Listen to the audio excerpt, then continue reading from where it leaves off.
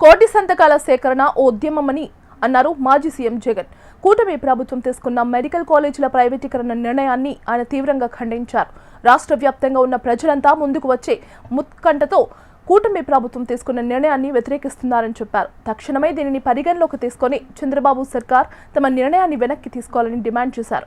1,04,11,136 మంది సంతకాలు చేయడం ఒక చరిత్రగా అభివర్ణించారు వైసీపీ అధినేత జగన్. 1,11,136 సంతకాలు ఒక హిస్టరీ. నిజంగా ప్రతి సంతకము కూడా ఎక్కడా కూడా పొరపాటు జరగకూడదని, ప్రతి సంతకము సిన్సియారిటీతో ఈ నిర్ణయం వ్యతిరేకిస్తూ అక్టోబర్ 7వ తారీఖున ఉద్యమానికి మనం కార్యాచరణ చేశాం. మీ అందరికీ గుర్తుండే ఉంటుంది. అక్టోబర్ 7వ తారీఖున మొట్టమొదటి బీజం పడింది. అక్టోబర్ 9వ తారీఖున నర్సీపట్నం మెడికల్ కాలేజీని నేను సందర్శించిన. అక్టోబర్ 7వ తారీఖున ప్రజలకు ఉద్యమం గురించి కార్యాచరణ గురించి వివరిస్తూ అక్టోబర్ 9వ తారీఖున నర్సీపట్నం మెడికల్ కాలేజీని నేను సందర్శించిన.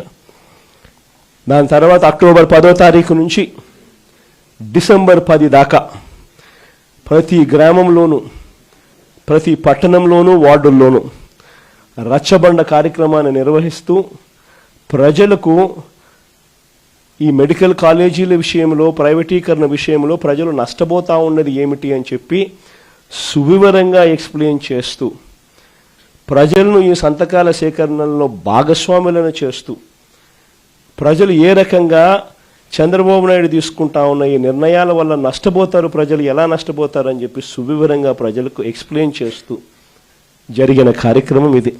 ప్రతి ఒక్కరూ వచ్చి స్వయంగా ప్రతి పేపర్ మీద సంతకం పెట్టి వాళ్ళ టెలిఫోన్ నెంబర్ కూడా రాసి ఏమాత్రం భయపడకుండా ప్రతి ఒక్కరూ కూడా దాదాపుగా 1,04,11,136 మంది పత్రాలు, అందులో వాళ్ళ సంతకాలతో పాటు వాళ్ళ ఫోన్ నెంబర్లతో సహా ధైర్యంగా ఈ నిర్ణయాన్ని మేము వ్యతిరేకిస్తున్నాము, ప్రభుత్వం మెడలు వంచైనా సరే ఈ నిర్ణయం వెనక్కి తీసుకునేట్టుగా ప్రజలు తీసుకుని వచ్చేదానికోసం మేమంతా సన్నద్ధంగా ఉన్నామని చెప్పి ధైర్యంగా ముందుకు వచ్చి సంతకాలు చేసినారు.